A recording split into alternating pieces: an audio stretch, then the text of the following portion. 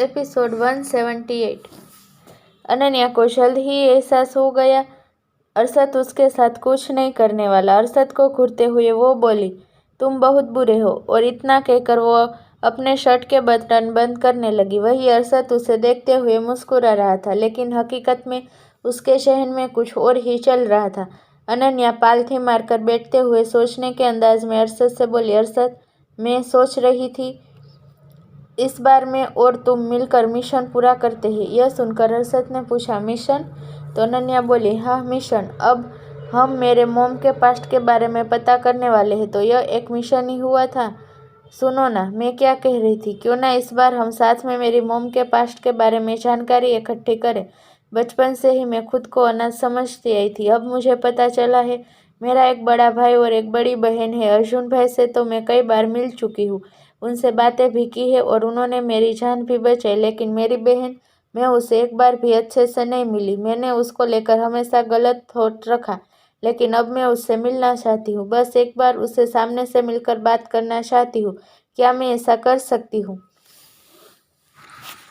अनन्या आंखों में उम्मीद लिए अरशद को देखने लगी। अरशद ने भी सोचने के अंदाज में कहा, तो अभी जो तुमने कहा उसके अकॉर्डिंग तुम्हारी दो ख्वाहिश है, लेकिन मैं तुम्हारी इस दो ख्वाहिश में सिर्फ एक ख्वाहिश पूरी करूंगा। अब तुम डिसाइड कर लो, तुम्हें मेरे साथ मिशन पर काम करना है या अपनी बहन से मिलना है। अरशद की यह बात सुनते ही अनन्या की आंखों की सारी चमक मायूसी में बदल गई। अरशद का हाथ पकड़ वो मासूमियत से बोली, यह गलत है, तुम हर बार अपनी नहीं चला सकते, लेकिन मैं ऐसा ही कर रहा हूँ। अब फैसला तुम्हारे हाथों में, मगर हाँ, फैसला लेने से पहले आने वाली सिचुएशन के बारे में सोच लेना। सिचुएशन? हाँ सिचुएशन। क्या मैंने तुम्हें अभी नहीं बताया? तुम्हारी मॉम यहाँ छुप कर रहती थी। सोचो, अगर पास्ट का कोई ऐसा राज सामने आ गया जिसे जानने के बाद अर्जुन और अधीरा तुमसे नफरत करने लगे, तुमसे मिलना ना चाहे, तब तो तुम उनसे कभी नहीं मिल पाओगी। और यह भी हो सकता है तुम्हारी मॉम के उन्हें छोड़कर सिर्फ तुम्हारे साथ रहने का ब्लेम भी वो तुम पर डाल दे। तो सोचो तुम कितनी गलत हो जाओगी। अरशद अनन्या को इस कदर डरा देना चाहता था कि वो कभी पास्ट का जिक्र ना करे। आखिरकार वो जानता था पास्ट की मेमोरी अच्छी नहीं थी। सच जानने के बाद अनन्या को बहुत दर्द और तकलीफ होने वाली थी, जो कि वो बिल्कुल होने नहीं दे सकता था। अनन्या को सोच में डूबा देख अरशद ने आगे भी कई सारी ऐसी बातें बोली जिन्हें सुनने के बाद अनन्या खामोश होकर गहरी सोच में डूब गई। इस बीच अरशद उसके पास ही लेटा रहा। 2 रातों से सही से ना सोने की वजह से उसकी आंख लग गई। 2 घंटे बाद जब उसकी आँख खुली तो अनन्या का चेहरा जस्ट उसके सामने था। वो आंखें मटकाते हुए उसे ऐसे देख रही थी जैसे अरशद उसकी फेवरेट डिश हो जिसे वो खाना चाहती है।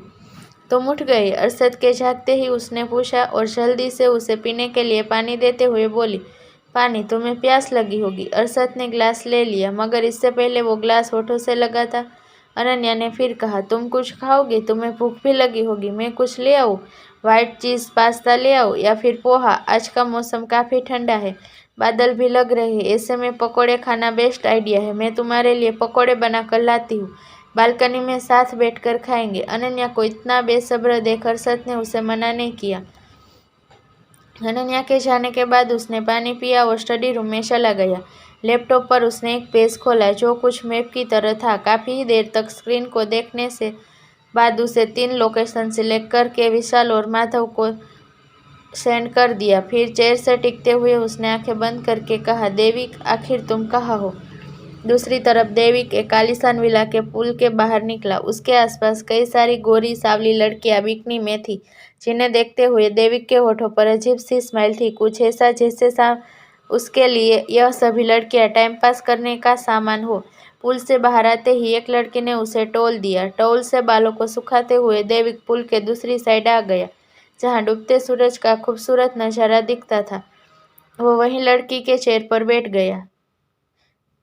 तभी उसके पास एक आदमी जल्दबाजी में आते हुए बोला, बॉस, अरशद सिंघानिया को यहाँ की लोकेशन मिल गई है।